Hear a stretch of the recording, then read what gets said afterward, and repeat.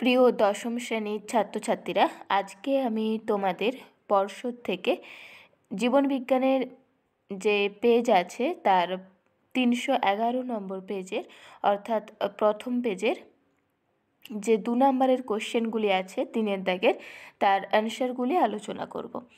আগে আমি এবিটি এর পেজের ভিডিও দিয়েছি অ্যান্সার, আর পর্ষদেরও একটি পেজের অ্যান্সার দেওয়া আছে। তোমরা যদি চাও প্লেলিস্ট চেক করতে পারো। আমি এবিটি এর আলাদা প্লেলিস্ট করে রাখছি আর পর্ষদেরও আলাদা করে রাখছি। আর যদি ভালো লাগে প্লিজ চ্যানেলটি সাবস্ক্রাইব করে রেখো, তাহলে পরের ভিডিও তোমরা খুব তাড়াতাড়ি পেয়ে যাবে দেওয়ার সাথে সাথে। চলো তাহলে শুরু করা যাক। প্রথম কোশ্চেন আছে 3 দাগ, লজ্জাবতী গাছের পাতায় হাত দিলে পাতাগুলি মুদে যায়, এগুলি কী ধরনের চলন বলতে বলেছে। এটা দেখো হবে শিশ্মুনাষ্টি চলন। সূর্য শিশির গাছের রোম পতঙ্গের দিকে বেঁকে যায়, এটা কেমোনাষ্টি। ভলবক্স আলোর উৎসের দিকে এগিয়ে যায়, এটা হচ্ছে ফোটোট্যাকটিক চলন। আর সূর্যোদয়ের সময় সূর্যমুখী ফুল ফোটে, এটা হচ্ছে ফোটোন্যাষ্টি চলন। এরপর আছে ডায়াবেটিস ইনসিপিডাস ও ডায়াবেটিস মেলিটাসের পার্থক্য। কারণ আর লক্ষণ দিয়ে দিয়েছে বিষয়। কারণ হচ্ছে অ্যান্টিডাইউরেটিক হরমোনের কম ক্ষরণের জন্য ডায়াবেটিস ইনসিপিডাস হয়, আর অগ্নাশয় থেকে ইনসুলিনের কম ক্ষরণের জন্য ডায়াবেটিস মেলিটাস হয়। এখানে লক্ষণ আমি 3-4টা করে দিয়ে রেখেছি, তোমরা তোমাদের সুবিধা মতো করো আর সবগুলোই পড়ে রাখবে, তাহলে পরীক্ষার হলে একটা দুটো মনে পড়ে যাবে। আর একটাই পড়ে যদি রাখো তাহলে হয়তো ভুলে যেতে পারো। দেখো, মূত্রের মাধ্যমে শর্করা নির্গত হয় না ডায়াবেটিস ইনসিপিডাসে, আর ডায়াবেটিস মেলিটাসে মূত্রের মাধ্যমে শর্করা বা গ্লুকোজ নির্গত হয়।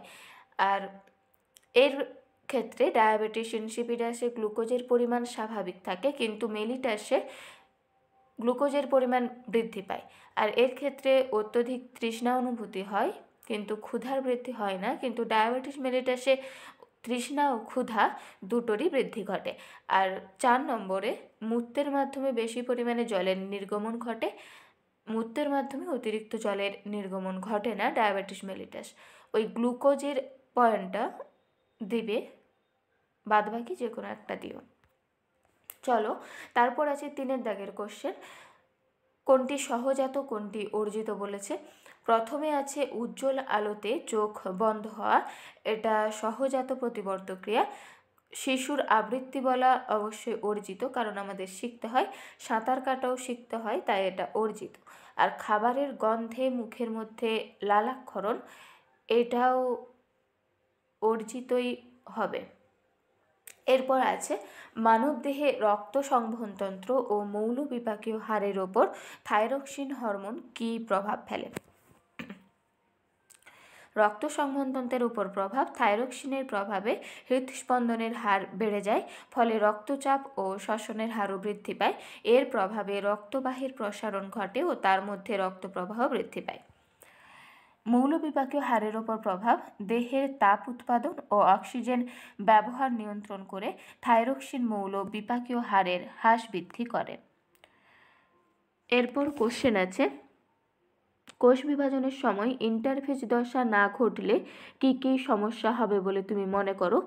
ইন্টারফেজ দশায় কোষের সাইটোপ্লাজমে কোষ বিভাজনের জন্য বিভিন্ন প্রয়োজনীয় পদার্থের যেমন প্রোটিন, উৎসেচক, আরএনএ, বিভিন্ন কোষীয় অঙ্গাণুর সংশ্লেষ ঘটে এবং কোষের নিউক্লিয়াসে ডিএনএর পরিমাণ দ্বিগুণ হয় পরবর্তী কোষ বিভাজনের জন্য। অর্থাৎ এই দশাটি হলো পরবর্তী কোষ বিভাজনের জন্য প্রস্তুতি দশা।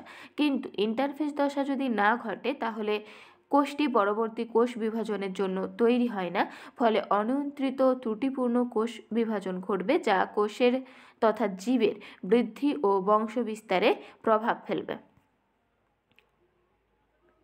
এরপর আছে ইন্টারফেজের G1 দশার 2টি উল্লেখযোগ্য ঘটনা। বিভিন্ন কোষীয় অঙ্গাণু যেমন মাইটোকন্ড্রিয়া, রাইবোজোম প্রভৃতির সংখ্যা দ্বিগুণ হয়। বিভিন্ন প্রকার আরএনএ যেমন এমআরএনএ, আরআরএনএ, টিআরএনএ, বিভিন্ন প্রোটিন ও এটিপি অণুর সংশ্লেষ ঘটে। ডিএনএ প্রতিলিপিকরণের জন্য প্রয়োজনীয় উৎসেচক সংশ্লেষ ঘটে। এরপর আছে নিচের উদ্ভিদগুলি কিসের সাহায্যে তাদের অঙ্গজ জনন সম্পন্ন করে তা উল্লেখ করো। রাঙা আলু অস্থানিক মূল কন্দাল মূল, আদা হচ্ছে রাইজোম বা গ্রন্থিকন্দ, পাথরকুচি পত্রজ মুকুল, আর কচুরিপানা খর্বধাবক। মানুষের ক্ষেত্রে সন্তানের লিঙ্গ কিভাবে নির্ধারিত হয় তা একটি ক্রসের সাহায্যে দেখাও। দেখো এখানে পিতা 44A+X হয় আর মাতা 44A+XX। এখান থেকে পিতার যে দুটি গ্যামেট তৈরি হচ্ছে দু রকমের, 22A+X আর 22A+Y, অর্থাৎ অর্ধেক হচ্ছে। আর মাতার গ্যামেট দেখো 22A+X, এরকমই দুটো হচ্ছে। তাহলে এখান থেকে দুটি কন্যা এবং দুটি পুত্র হচ্ছে, অর্থাৎ পিতার X ক্রোমোজোম বিশিষ্ট শুক্রাণু ডিম্বাণুর সাথে মিলিত হলে কন্যা সন্তান জন্ম নেয় এবং পিতার Y ক্রোমোজোম বিশিষ্ট শুক্রাণু ডিম্বাণুর সাথে মিলিত হলে পুত্র সন্তান জন্মায়। এরপর আছে নিম্নলিখিত জিনোটাইপগুলি ফিনোটাইপ কী হবে তা তালিকাভুক্ত করো। প্রথমেরটা Y, capital Y small y আর ক্যাপিটাল R স্মল r। এইটা দেখো হেটারোজাইগাস অবস্থায় আছে, আর হেটারোজাইগাস অবস্থায় থাকলে অর্থাৎ সংকর অবস্থায় আমরা জানি প্রকট বৈশিষ্ট্যই প্রকাশ পায়। যেহেতু Y অর্থাৎ হলুদ প্রকট বৈশিষ্ট্য আর গোলাকার প্রকট বৈশিষ্ট্য, তাই প্রথমটা হচ্ছে হলুদ গোলাকার। আর ক্ষয়েরটা আছে দেখো Y দুটোই ক্যাপিটাল Y কিন্তু আর দুটোই স্মল r, অর্থাৎ ক্যাপিটাল Y মানে প্রকট হলুদ আর স্মল r মানে প্রচ্ছন্ন বৈশিষ্ট্য প্রকাশ পাবে। যেহেতু হোমোজাইগাস অবস্থায় আছে, দুটোই স্মল r আছে, তাই কুঞ্চিত। আবার গয়েরটা দুটো স্মল y মানে প্রচ্ছন্ন বৈশিষ্ট্য প্রকাশ পাবে অর্থাৎ সবুজ, আর ক্যাপিটাল আর মানে গোলাকার। তারপরে দেখো Y এবং R দুটোই স্মল এ আছে, সবই অর্থাৎ হোমোজাইগাস অবস্থায় প্রচ্ছন্ন অবস্থায় আছে, তাই এটি হচ্ছে সবুজ কুঞ্চিত। এরপর কোশ্চেন আছে বাবা বর্ণান্ধ এবং মাতা সম্পূর্ণ স্বাভাবিক হলে তাদের ছেলে মেয়েদের মধ্যে কত শতাংশ বর্ণান্ধ হতে পারে তার সম্ভাবনা যুক্তিসহ বিচার করে লেখো। দেখো স্বাভাবিক মাতা আর বর্ণান্ধ বাবা, এখানে স্বাভাবিক প্রকট জিন XC+ দিয়ে ডিনোট করেছি, আর দায়ী প্রচ্ছন্ন জিনটা XC দিয়ে ডিনোট করা হচ্ছে। এরপর স্বাভাবিক মাতা অর্থাৎ XC+, আর বর্ণান্ধ বাবা যেহেতু তাই XCY। এখান থেকে যে গ্যামেট তৈরি হচ্ছে মাতা থেকে XC+, আর বাবার থেকে দুটো XCY। দেখো এখান থেকে চেকার বোর্ডের মাধ্যমে পুরোটাই দেখিয়ে দিয়েছি। যা তৈরি হচ্ছে দেখো বাহক কন্যা হচ্ছে দুজনেই, আর পুত্র দুজনেই স্বাভাবিক হচ্ছে, অর্থাৎ কোনো সন্তানই বর্ণান্ধ হচ্ছে না। 100% কন্যা স্বাভাবিক কিন্তু বাহক হবে এবং পুত্রদের মধ্যে 100%ই স্বাভাবিক হবে। এরপর কোশ্চেন আছে 11টা। জীবের একটি সহজাত বৈশিষ্ট্য হলো অত্যধিক হারে বংশবৃদ্ধি করা। এর ফলে জীবের সংখ্যা জ্যামিতিক হারে বৃদ্ধি পায়। দুটি উদাহরণের সাহায্যে যথার্থতা প্রমাণ করো। সকল জীবের সহজাত বৈশিষ্ট্য হলো অত্যধিক হারে বংশবৃদ্ধি করা এবং জীবের সংখ্যা জ্যামিতিক হারে বৃদ্ধি করা। এই সকল অপত্য যদি বেঁচে থাকার সুযোগ পায় তাহলে কোনো একটি প্রজাতির জীব দ্বারাই পৃথিবীটি ভর্তি হয়ে যেত। যেমন একটি হাতি 12 বছর অন্তর একটি সন্তান প্রসব করে। এদের সকলে যদি বেঁচে থাকে তাহলে 750 বছরে হাতির সংখ্যা হতো 19 মিলিয়ন। এটা হাতের হয়ে গেছে, হাতি হবে। দেখো ঠিক করা হচ্ছে যে হাতির সংখ্যা হতো 19 মিলিয়ন। এরপর আছে 2টা। প্যারামেসিয়াম প্রতি 16 ঘন্টায় বিভাজিত হয়, যার ফলে 5 বছরে এদের অপত্যের সংখ্যা পৃথিবীর আয়তনের 1000 গুণ বড় হতো। কিন্তু বাস্তবে এরকম হয় না, কারণ প্রকৃতি তার ধারণ ক্ষমতা অনুযায়ী জীবের নির্দিষ্ট জন্মহার নিয়ন্ত্রণ করে। এরপর কোশ্চেন আছে যে 12টা। দেখো সমস্যা সমাধানে শিম্পাঞ্জির দুটি আচরণগত অভিযোজন উল্লেখ করে বুঝিয়ে দাও। এই কোশ্চেনটার অ্যান্সার আগে অনেকবার হয়েছে, তোমরা দেখে নাও। এরপর 13 কোশ্চেন আছে প্রাকৃতিক নির্বাচন বলতে কি বোঝো। দেখো, প্রাকৃতিক নির্বাচন বলতে ডারউইন তত্ত্বের এই প্রতিপাদ্যটি সর্বাপেক্ষা গুরুত্বপূর্ণ যে প্রাকৃতিক প্রক্রিয়ায় অনুকূল ভেদ বা অভিযোজনমূলক ভেদ সমন্বিত জীবেরা অন্যদের সঙ্গে প্রতিযোগিতায় অধিক সুযোগ সুবিধা ভোগ করে তাকে প্রাকৃতিক নির্বাচন বলে।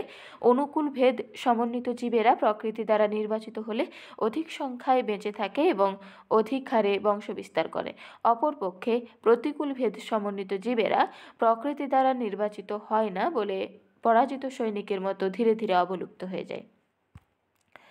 এরপর 14 কোশ্চেন আছে অ্যালার্জি না অ্যাজমা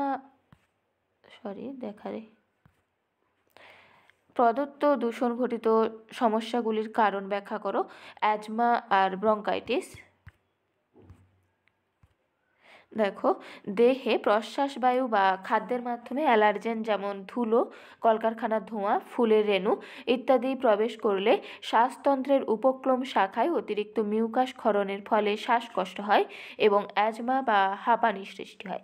আর ঠান্ডা লাগলে ধোঁয়া, রাসায়নিক বস্তু ইত্যাদি বায়ুথলিতে প্রবেশ করলে শ্বসন পথের আবরণী কলায় প্রদাহজনিত অস্বাভাবিক অবস্থার সৃষ্টি হয়, একে ব্রঙ্কাইটিস বলে। এছাড়া ঝালাই কর্মী, দমকল কর্মী, কয়লার খনিতে কর্মরত শ্রমিকদের এবং ধূমপায়ীদের এই রোগ হওয়ার সম্ভাবনা বেশি দেখা যায়। এরপর 15 কোশ্চেন আছে বহিরাগত প্রজাতির অনুপ্রবেশের ফলে জীববৈচিত্র্যের হ্রাস ঘটে। ভারতের ক্ষেত্রে এই বক্তব্যের যথার্থতা দুটি উদাহরণের সাহায্যে দেখাতে বলছে। দেখো, এখানে আমি দুটি উদাহরণ, একটি ব্রাজিল থেকে কচুরিপানা আগমন উদ্ভিদের ক্ষেত্রে আর একটি প্রাণীদের ক্ষেত্রে পূর্ব আফ্রিকা থেকে তেলাপিয়ার উদাহরণ দিয়েছি। তোমরা এইটা লেখাটা দেখে নিও। এরপর 16 কোশ্চেন আছে ইন্দো বার্মা হটস্পটের একটি এন্ডেমিক উদ্ভিদ ও একটি এন্ডেমিক স্তন্যপায়ী প্রাণীর নাম। এন্ডেমিক উদ্ভিদ হচ্ছে সেগুন আর এন্ডেমিক স্তন্যপায়ী হচ্ছে মেছো বিড়াল। এরপর 17 কোশ্চেন আছে নিচের সংরক্ষণ কেন্দ্রগুলির একটি করে সংরক্ষিত জীবের নাম লেখো। গির জাতীয় উদ্যানে এশিয়াটিক সিংহ সংরক্ষণ করা হয়। কর্বেট জাতীয় উদ্যানে বাঘ, চিতাবাঘ, চিতল হরিণ সংরক্ষণ করা হয়। বেথুয়াঢোরি অভয়ারণ্যের চিতল হরিণ সংরক্ষিত হয়। আর মানস বায়োস্ফিয়ারে যাবে গন্ডার, গোল্ডেন লেঙ্গুর ইত্যাদি সংরক্ষিত হয়। আজকে এই পর্যন্তই। এরপর রেড পেজের কোশ্চেন আমি আজ বা কালের মধ্যেই দিয়ে দেওয়ার চেষ্টা করব। তোমরা যদি ভিডিওটি ভালো লাগে, অ্যান্সার পছন্দ হয়, তাহলে কমেন্ট করে জানিও আর অবশ্যই সাবস্ক্রাইব করে রেখো পরের ভিডিও পাওয়ার জন্য। আর তোমরা ঠিক আছে, এই পর্যন্তই আজকে।